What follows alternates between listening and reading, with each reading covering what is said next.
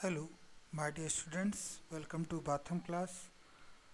आज 10th class में मैं एक इम्पॉर्टेंट टॉपिक जिसका नाम है हाइट एंड डिस्टेंस स्टार्ट करने जा रहा हूँ। आई होप ये हाइट एंड डिस्टेंस का टॉपिक आपको क्लियरली समझ में आएगा। ये मेरी पूरी कोशिश होगी। I will try my best. तो अगर हाइट एंड डिस्टेंस की अगर हम बात करते हैं तो सिंपल सा आप जानते हैं, हाइट मतलब दिस वन और डिस्टेंस मतलब दिस वन। तो ये हाइट है और ये डिस्टेंस है। एक्चुअली ये जो चैप्टर है वो ठीक ट्रिग्नोमेट्री के बाद में रखा गया। ट्रिग्नोमेट्री जहाँ हम पढ़ते थे sine theta, cos theta, tan theta, और हम लोगों ने पढ़ा वहाँ पर सेक थीटा, कॉसेक थीटा और कॉट थीटा। इन सब के बारे में हमने पढ़ा। साथ ही साथ हमने कुछ फार्मूले भी पढ़े थे वहाँ पर।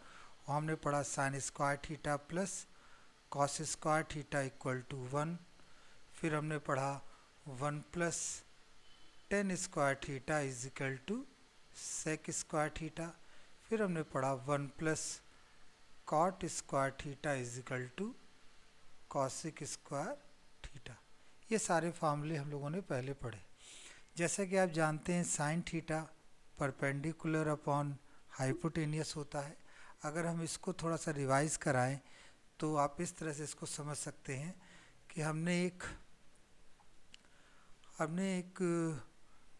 ड्रॉ किया है। यहाँ पर एक ट्रायंगल हम एक ड्रॉ कर रहे हैं।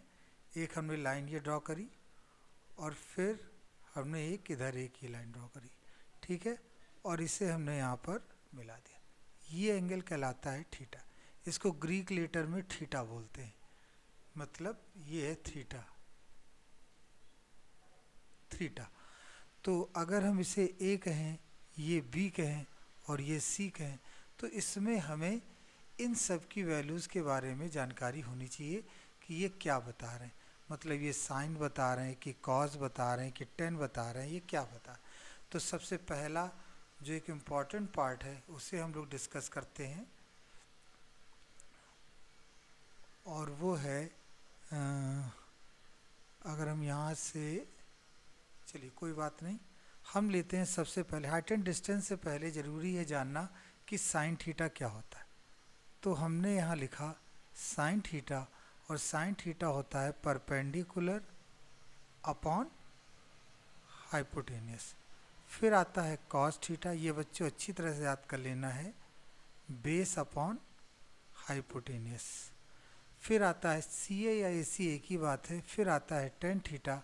टेन थीटा की अगर हम बात करें तो हम लिखेंगे परपेंडिकुलर अपॉन बेस। तो ये जो चीज़ हमने यहाँ पर लिखी है ये एक्चुअली फार्मूले के रूप में हमने लिखी।